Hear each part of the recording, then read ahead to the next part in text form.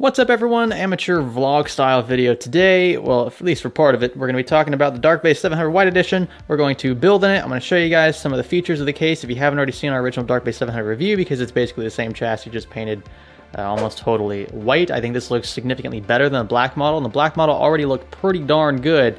So I'm going to give you just a quick tour of the chassis, and then we will be building in it. We're actually going to keep the same system for every case review from here on out, at least for this year, so that we have a baseline, we can compare things and keep a high degree of consistency, seeing as though we're using the exact same internals. It's really just going to come down to the case, the style of case, the airflow preferences, how things are laid out. That will determine our core temperatures, both for our CPU and GPU. But we'll get to that more in a second. I do want to walk through the case and its features, so here we go.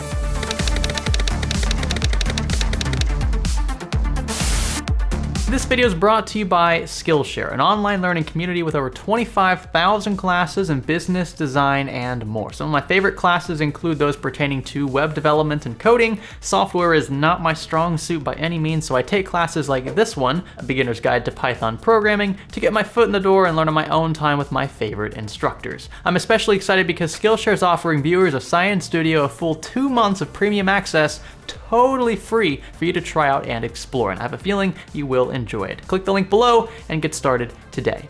First up, in case you're wondering, this is a limited edition model, so you can get one of the 3,000 available. This one that was sent to me randomly is 2742. There's nothing particularly exciting about that number at all. I was hoping for like 2222. That would have been pretty cool. And while we're up here, let's go ahead and go through the front I/O. We have a fan controller here on the far left, USB 3.1, microphone jack, headphone jack, power button. Pretty hard to click. It's a very sturdy button. We have a reset button. We also have a LED changer. We'll get to that more in a second. And then 2 USB 3.0 ports. As for the front of the case, you can see it's pretty straightforward, very bare. That's what they were going for, a minimalistic look. We have the Be Quiet logo down below. It's slightly reflective. And then we have grills on the left and right side. These are black this time around, so it provides a great contrast against that white frame. Also LED bars running down both the left and right side, and they also wrap underneath the legs as well, at least the front leg. So it's definitely a unique looking case, and when the LEDs are all lit up, it looks even more unique. As for the top of the case, you can see it's very minimalistic. Again, a bit disappointed with the airflow properties of the top panel. I emphasized that in my previous review of this case. We do have slightly more grill space back here, but it's not going to allow air to naturally radiate easily. And that's really the only reason why I'm disappointed with this. Now, in case you've never seen this chassis before, the entire thing is pretty much totally modular, which means you can remove all these panels here. You can slide those all out. You can completely pull them out if you want, and you can replace those with hard drive cages. One extra one is included, and you have 2 more spaces down below with which to use to mount hard drives. You also have an SSD bracket behind the motherboard tray. Great use of extra space. You can basically pull out the entire basement. You can flip the entire case actually upside down. We're not going to do that for this build just because we want to keep things consistent. I'm not really a huge fan of inverted builds, but it is possible in this case. So if you like the kind of modular support that some case manufacturers throw into their different SKUs, I mean, this could be one for you. It's not my cup of tea, but it's something that's worth mentioning because not many cases allow you to do this. Now, the attention to detail with respect to the painting, pretty top notch for the most part everywhere. There were a few places where you could see that the spray just wasn't as thick, so over here toward the front it's going to be difficult to get on camera, but you can see the original black chassis underneath this. It wasn't sprayed very well. The good thing is it's toward the front, it's kind of secluded, so when you have that glass panel on, which I'll show you guys in a second, this really isn't easy to see. Everywhere else though, the paint is pretty uniform throughout, and you're not going to get the idea that this was just like DIY painted overnight in a backyard. You can see there are 3 large rubber grommeted cutouts here. These are good for 24 pins, SATA, all that good stuff. You do have a thin slit down here as well. This is good for USB 2.0 for your front I/O connections, maybe even HD audio. There's no dedicated HD audio slot over here, so you're going to have to kind of run it through there. It's kind of difficult to get some of the cables to fit through here, so you might have to push on the motherboard tray just a little bit, but that's kind of what they expect you to do. And then up top we have a similar thing, a bit more space up here. Again, you got to route that 8-pin EPS from the top, so it's going to be a tight fit again, but it's enough space to work with. I would say it's nothing really to complain about, just something that you should know going into it. Again, I talked about these are modular. You can slide these further out if you want. You can even route cables through these, or you can remove these all together and replace them with hard drive trays, like hey Pepsi girl, she's tired, she was playing a lot earlier today. Or you can use hard drive trays like this one here, and you can mount it from the back.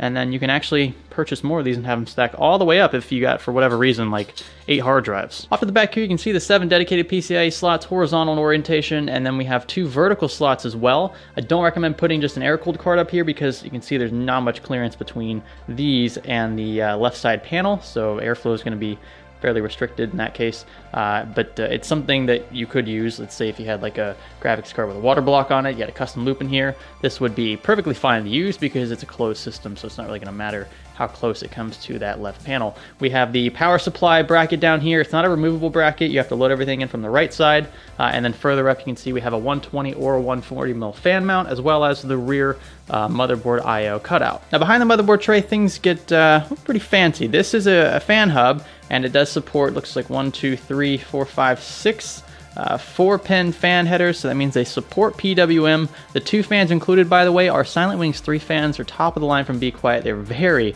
very quiet, even at full load, and they are PWM supported, so that is nice, and they're both pre-wired into this hub. Quite a bit of support here. You can even control whether you want it running on silent or in performance mode if you want things to kick up when it gets especially hot. Further down, just some more attention to detail aspects I want to point out. There are rubber vibration mounts here for your PSU to sit on. That's great. Your power supply has moving parts in it, right? The fan predominantly. The fan actually should be the only moving part, but that could cause your power supply to rattle. Let's say it gets pretty hot under load. So you have these vibration mounts just to, you know, it's not necessary, but it keeps things especially quiet. In a case like this, from a company like Be Quiet, I mean, come on, you gotta have that, right? So it's nice it's there. We have the 2 hard drive trays here. They are removable via thumb screws. That's convenient, and there's plenty of space. You can see you can have a huge power supply, and you'll still have space to pack those extra cables, and then even more toward the front if you're just dying for some extra space. Now, as for cable management, you can see we got a whole bunch of cables here stashed, and there's about 1 inch worth of clearance, which means that you're really not going to have an issue, even with custom cable extensions, which will add significantly more bulk to this side of the case. You're not going to have an issue trying to pack that right side panel on. A few other things to point out, you can see they made use of the extra space behind the motherboard tray by including an SSD bracket that is removable via a single thumb screw. It's very convenient. I also have an extra SSD tray down here next to the fan controller, and that's pretty much it. I'm trying to make sure I cover everything. I know this is a very rough review before we get to the thermals, but I want to build that system so we can throw it in here and start running some tests, because I don't believe I've actually run official temperature tests with it. Maybe I did, but I didn't keep it consistent, so it's going to be interesting to see how this compares to other cases in the future. That's why I want to start with this one first. So let's go ahead and build the system we're going to throw in here. It's not going to be a white themed build. I'm not going to put as much effort into making this look like, you know, absolutely mint like I try to do with my other builds, and that's just because we want to test thermals. That's all I'm worried about. I want to see how restrictive these front grills are, and I also want to see how loud the case gets when the system is under full load. So without further ado, I've got this delidded 8700K here. I know it looks like absolute trash. Long story short, I was using liquid metal underneath the IHS and above the IHS, which is why it looks kind of messy. I've tried my best to clean that up, but it is delidded. I am using thermal grizzly compound underneath, but we'll be using just, you know, regular old thermal paste between the IHS and the CPU cooler we're going to use. I have a Gigabyte Z370 Aorus motherboard right here. This is going to look really nice with our CPU cooler, which is going to be the Be Quiet Dark Rock 4. Now I realize this is the first time you've actually seen my face in this video, but I'm going to get the rest of the parts ready to go. I'm going to give you just a quick little build log, just kind of speed things up, and then we will run the test, and that will be basically the conclusion of the video, showing you guys how we built the test bench, if you will, for all of our case reviews going forward, and then also revealing the temperatures of this case, which we'll use as our baseline for case reviews here on out.